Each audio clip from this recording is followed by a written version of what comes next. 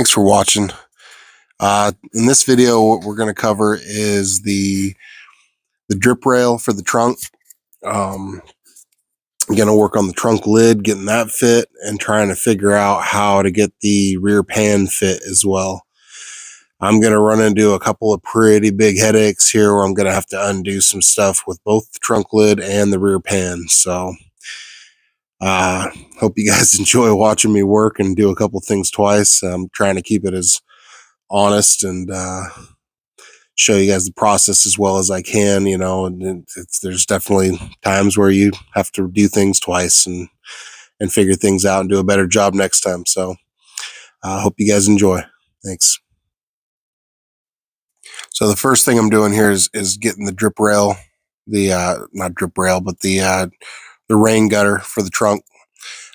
It's going to be a little bit deep because of the way that this thing was set up before. The 27 Chevy, the rain gutter ran out the bottom, and I'm going to make it kind of integral like a later car would have. So it'll be a little deep and it'll be angled up, but it should be pretty functional as a rain gutter, and it should have a pretty good reveal too when it's all said and done.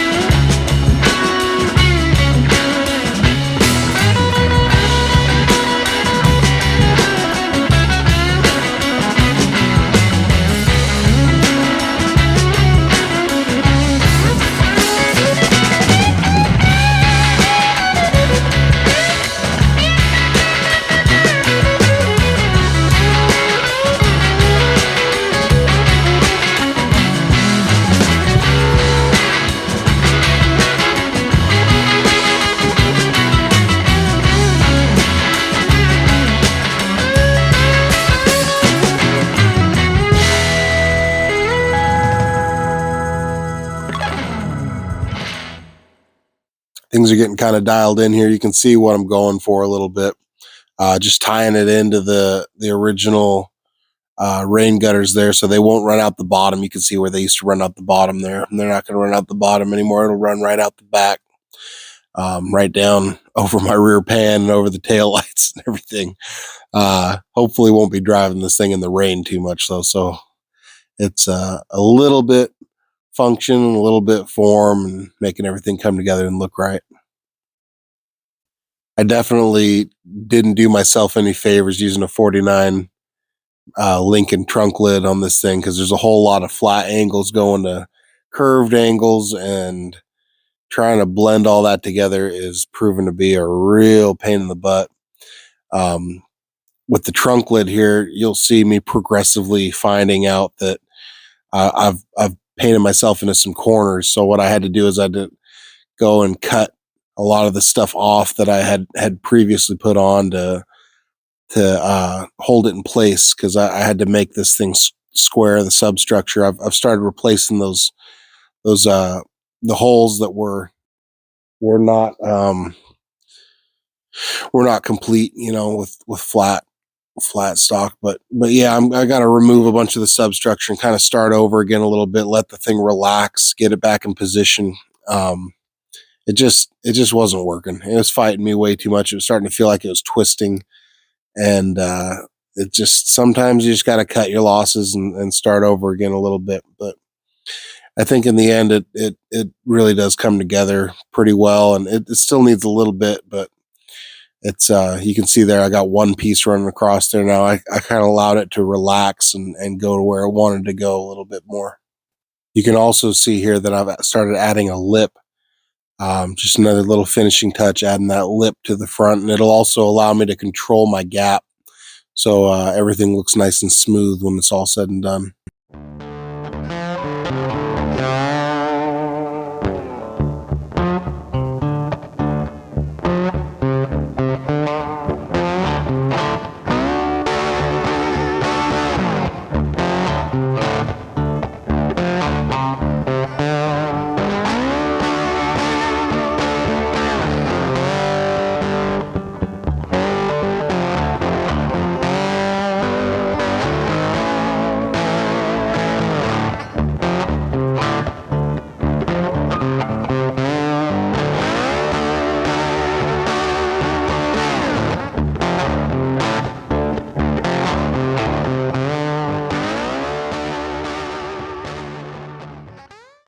So here what I'm doing is I'm going to patch that really rough, the rear tip of that quarter panel.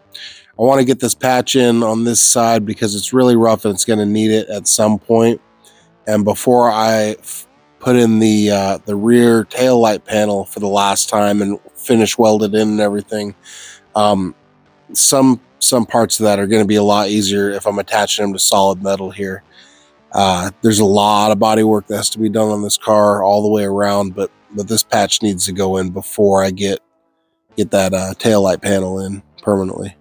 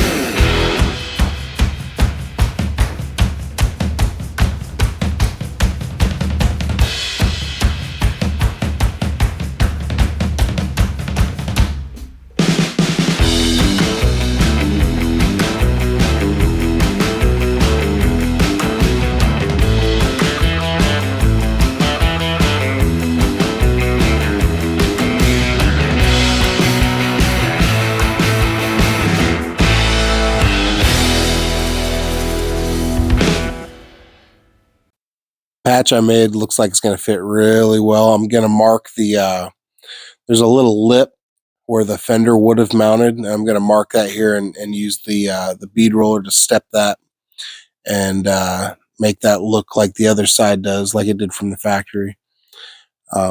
Pretty solid little patch though. I think it's going to work great.